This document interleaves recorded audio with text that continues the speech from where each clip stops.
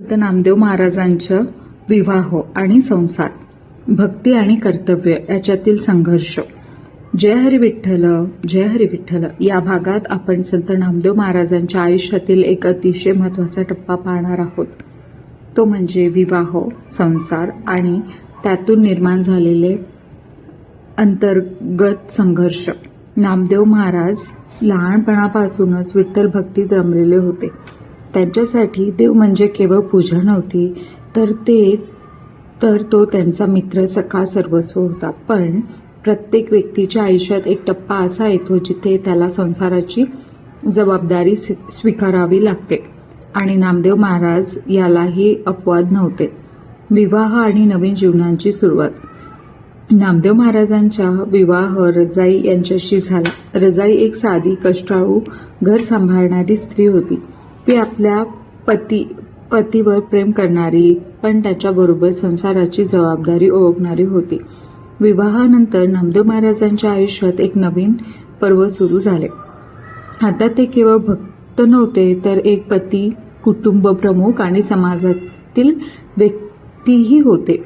पण इथे सुरू झाला एक मोठा प्रश्न, भक्ती की संसार असा.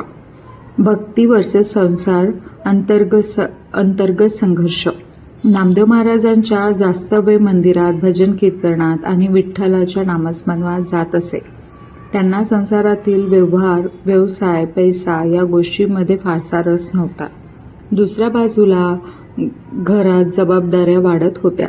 घर चालवणे, कुटुंबाची काळजी घेणे, आर्थिक जबाबदाऱ्या. रजाई आणि कुटुंबांना वाटू लागलं की नामदेव महाराज संसाराकडे दुर्लक्ष करत आहे.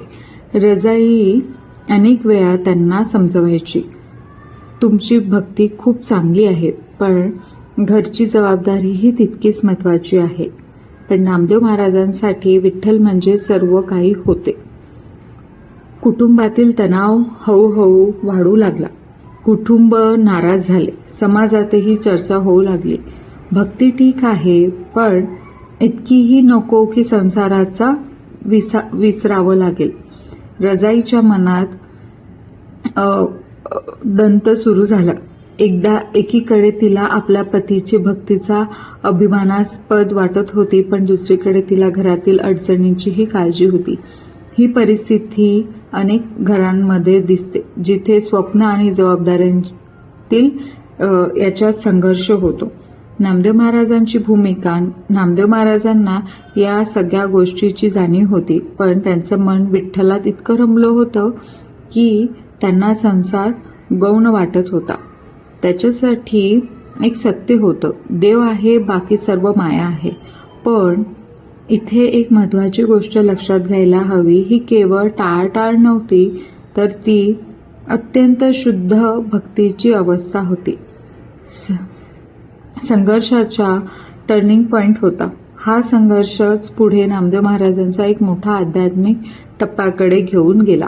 कारण जीवनात जेव्हा प्रश्न निर्माण होतात, तेव्हाच आपण उत्तरांचा शोधात निघतो, आणि हाच शोध त्यांना पुढे संतांच्या संगतीकडे आणि गुरुच्या मार्गदर्शनाकडे घेऊन जाणारा होता. आजचा संदेश या भागातून आपल्याला एक महत्त्वाची गोष्ट शिकायला मिळते. भक्ती आणि संसार यांच्यात समतोल आवश्यक आहे. जबाबदाऱ्या टाळून भक्ती पूर्ण होत नाही, पण खरी भक्ती असेल तर ती मार्गही दाखवतेच.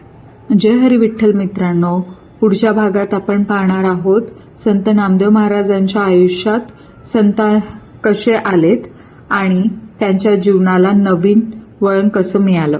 तोपर्यंत विठ्ठल नामाचा गजर करत राहा. विठ्ठल विठ्ठल.